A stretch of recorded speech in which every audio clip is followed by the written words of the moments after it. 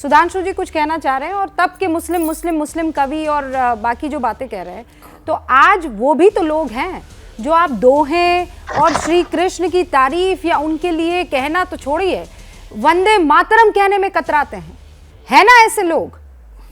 तो उन वाले मुसलमानों को आप आज लाकर वैसा जो लिबरल मुसलमान है, आज वो मुसलमान जो है यहां पर होना चाहिए, दिखना चाहिए, और जो फक्र से कह सके भारत माता की जय, डर नहीं होना चाहिए। लेकिन आप देख रहे हैं कि ऐसे बहुत से केसेस सामने आ रहे हैं जहां पर कुछ तो गड़बड़ी होती हुई दिख रही है। अब मैं इस पर बात नहीं कर रही हूं, मुझे नहीं हिंदू मुसलमान करना है सर, आप भी जानते हैं। एक सेकंड, आपने जो बातें कही हैं सुधांशु जी उसका जवाब देना चाह रहे हैं। सुधांशु जी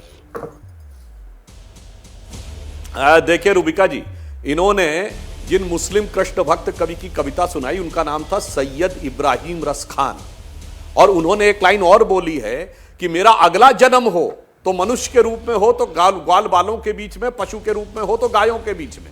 उन्होंने लिखा मानुष हो तो वही रस खान, बसो ब्रज गोकुल गांव के ग्वारन, जो पशु हो तो कहा बस मेरो, चरो नित्यानंद की धेनु मजारन। मगर ये बताइए अभय जी, कोई गया सेकुलरिज्म का सूरमा कभी रस खान का उल्लेख करता है?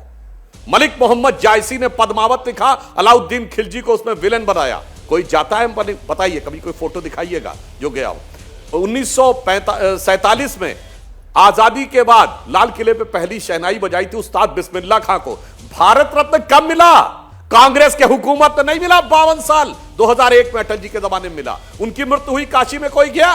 बताइए, कोई नहीं गया। वीर अब्दुल हमीद की शहादत की वर्षगांठ हुई 2015 में 50वीं, कोई गया? सेकुलरिज्म का सूरमा कोई नहीं गया। हमने उनके पूरे परिवार को, उनकी पत्नी भी थी, बुला के दिल्ली में सम्मानित किया। और सुनिए, मिसाइल मैन डॉक्टर कलाम, उनको हमने राष्ट्रपति बनाया, और आप सब एड़ी चोटी का जोर लगा के खड़े थे कि वो राष्ट्रपति नहीं बनने चाहिए, 2002 में भी, 2007 में भी। मगर अफसोस जानते क्या रूबिका जी, यहां मामला हिंदू मुसलमान का नहीं है। इनको जानते हैं क्यों संघ में मुस्लिम ब्रदरहुड नजर आ रहा है? जिसको इशरत में बेटी नजर आती है, हाफिज में साहब नजर आता है, ओसामा में जी नजर आता है, जाकिर नायक में शांति का मसीहा नजर आता है, बुरहान वानी में भटका हुआ नौजवान नजर आता है, अफजल गुरु में हालात का मारा नजर आता है, याकूब मेनन में जुडिशियल किलिंग नजर आती है, और भारत के टुकड़े टुकड़े करने वालों में भटके नौजवान नजर आते हैं, और भारत की सेना अध्यक्ष में सड़क छाप गुंडा नजर आता है। उसको आरएसएस में मुस्लिम ब्रदरहुड नजर आता है, जिसके लिए इस भारत की धरती पर आईएसआईएस के झंडे फहराना सेकुलरिज्म का प्रतीक होता है। पाकिस्तान जिंदाबाद के नारे करना सेकुलरिज्म का प्रतीक होता है। भगवा रंग सांप्रदायिकता का प्रतीक होता है। वो मानसिकता इनके दिमाग पे भरी हुई है, इसीलिए इस बात का जवाब नहीं दे पाए कि महात्मा गांधी सही कि नेहरू सही, और सरदार पटेल ने क्या बोला आरएसएस के लिए वो तो अलग बात है, मगर या राहुल गांधी सही। अब मैं एक और बात भी बता देना चाहता हूं, आप चाहे जो कर लीजिए, जब से हमारी सत्ता आई, एक और बात हम कह दे जो राहुल गांधी को ना समझ में आ रही हो, मैं विनम्रता से कहता हूं, आज 14 साल हो गए हमारी सत्ता को, 8-9 साल मोदी जी के और 6 साल अटल जी के। केवल 2020 का कोविड का दौर छोड़कर जब हमने सत्ता संभाली, सदैव हमारी ग्रोथ रेट महंगाई की दर से ऊपर रही, और इनके पूरे 50-60 साल में केवल 2007-8 को छोड़ दिया जाए तो सदैव महंगाई की दर ग्रोथ रेट से ऊपर रही। यानी महंगाई ज्यादा, विकास कम। हमारे यहां विकास ज्यादा, महंगाई कम।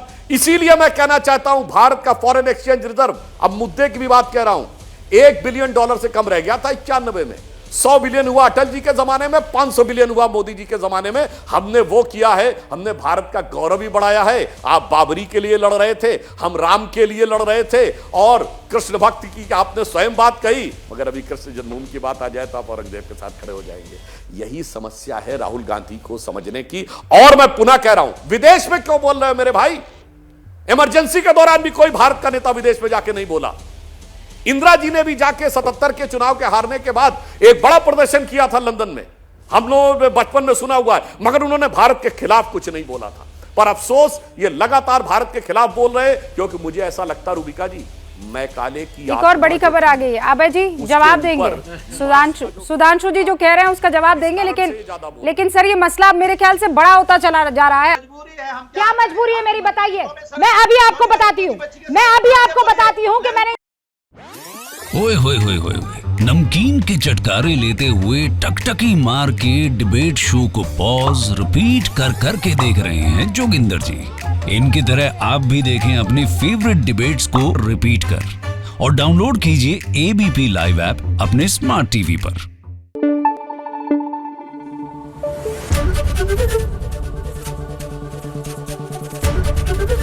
एबीपी न्यूज आपको रखे आगे।